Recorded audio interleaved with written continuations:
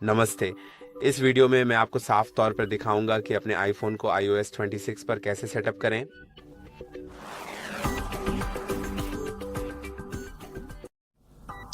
अपने आईफोन को सेटअप करने के लिए सबसे पहले इसे चालू करें। अगर यह चालू नहीं होता है तो दाईं ओर दिए गए पावर बटन को दबाकर रखें और अगर फिर भी चालू नहीं होता तो इसे पावर में लगाकर देखें। अब लॉक स्क्रीन पर ऊपर की ओर स्लाइड करें और सेटअप के लिए भाषा चुनें। अब देश या क्षेत्र चुनें और भाषा सेट होने तक कुछ क्षण प्रतीक्षा करें।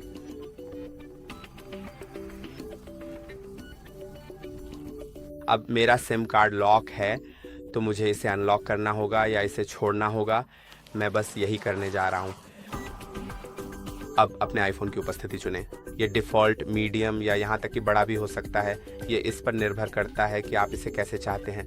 मैं इसे डिफ़ॉल्ट पर सेट करूँगा, फिर कंटिन्यू पर क्लिक करें और अब आप इसे किसी अन्य आईफोन का उपयोग करके सेटअप कर सकते हैं। लेकिन मैं इसे बिना किसी अन्य डिवाइस के सेटअप करने जा रहा हूं ताकि यह सबसे सार्वभौमिक हो, जैसे कि सभी के लिए। हर कोई ऐसा कर सकता है ना। अब एक वाईफाई नेटवर्क चुनें और आपको उससे कनेक्ट होना होगा ताकि आईफोन स्वयं सक्रिय हो सके। तो हाँ, और अगर आपके पास वाईफाई नेटवर्क नहीं है तो आप मोबाइल डेटा का भी उपयोग कर सकते हैं, लेकिन मैं वाईफाई नेटवर्क का उपयोग कर रहा हूँ।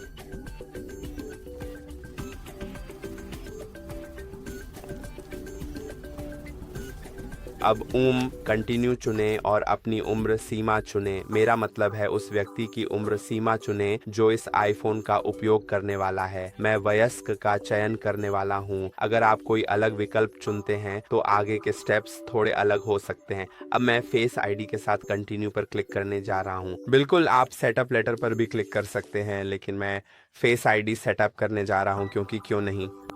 आइए गेट स्टार्टेड पे क्लिक करते हैं, फिर अपना चेहरा फ्रेम के अंदर पोजीशन करें। अब मुझे अपना सिर धीरे धीरे एक पूरे गोल घेरे में घुमाना होगा, तो मुझे अपना चेहरा इधर उधर घुमाना पड़ेगा। अब मेरा फेस आईडी सेट हो गया है। आप इसे मास्क के साथ या बिना मास्क के भी सेट कर सकते हैं। मैं इसे बिना मास्क के सेट करने जा रहा हूं, फिर कंटिन्यू पर क्लिक करें और अब आप अपना आईफोन पासकोड बना सकते हैं।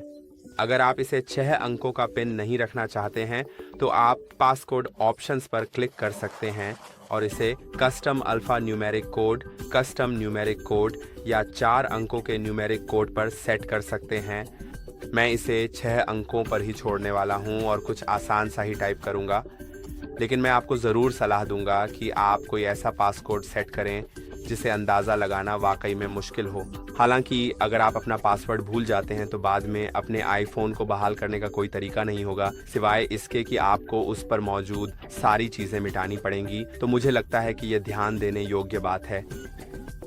अब अगर आप अपने ऐप्स और डेटा को iCloud बैकअप किसी अन्य आईफोन, मैक या पीसी या एंड्रॉयड फ़ोन से ट्रांसफ़र करना चाहते हैं तो आप यहां कर सकते हैं, लेकिन मैं कुछ भी ट्रांसफ़र न करें पर क्लिक करूंगा। अब आप अपने एप्पल अकाउंट में साइन इन कर सकते हैं और अगर नहीं करना चाहते तो पासवर्ड भूल गए या अकाउंट नहीं है पर क्लिक करें, फिर सेटिंग्स में बाद में सेटअप करें पर क्लिक करें। लेकिन मैं आपको अपना एप्पल अकाउंट सेटअप करने की सख्त सलाह दूंगा क्योंकि इससे आप फाइंड माई का इस्तेमाल कर सकते हैं, जिससे अगर आपका डिवाइस खो जाए या चोरी हो जाए तो आप उसे ट्रैक कर सकते हैं, मिटा सकते हैं या उसमें से साउंड बजा सकते हैं। और बिना एप्पल अकाउंट के आप ये सब नहीं कर पाएंगे। साथ ही बिना एप्पल अकाउंट के अगर कोई आपका आईफोन रीसेट कर देता है तो वह उसे इस्तेमाल कर सकता है, और अगर आपके पास एप्पल अकाउंट है और कोई आपका आईफोन रीसेट करता है तो वह तब तक लॉक रहेगा जब तक आप अपने एप्पल अकाउंट में ईमेल और पासवर्ड से साइन इन नहीं करते। तो मैं यहाँ अपनी जानकारी दर्ज करने जा रहा हूँ।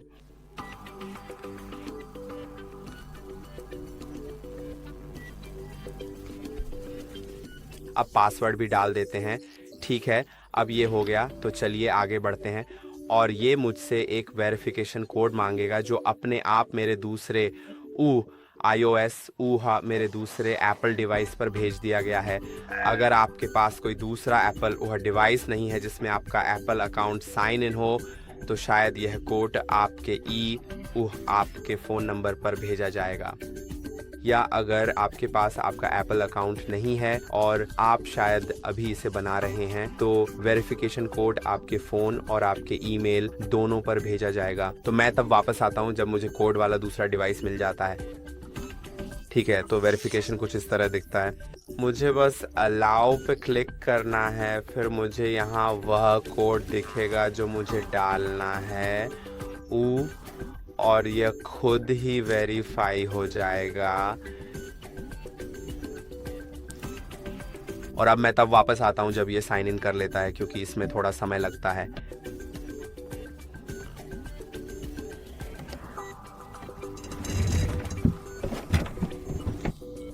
और अब बस आप यहाँ सेटिंग्स पे क्लिक करके सेटिंग्स को एडजस्ट कर सकते हैं। और अगर आप इसमें कुछ थोड़ा सा बदलना चाहते हैं तो कस्टमाइज़ पर क्लिक कर सकते हैं। मैं बिना इन सेटिंग्स को कस्टमाइज़ किए ही कंटिन्यू पर क्लिक कर रहा हूँ। और अब चलिए एक बार फिर से, जैसा कि आप देख सकते हैं, यहाँ कंटिन्यू पे क्लिक करते हैं।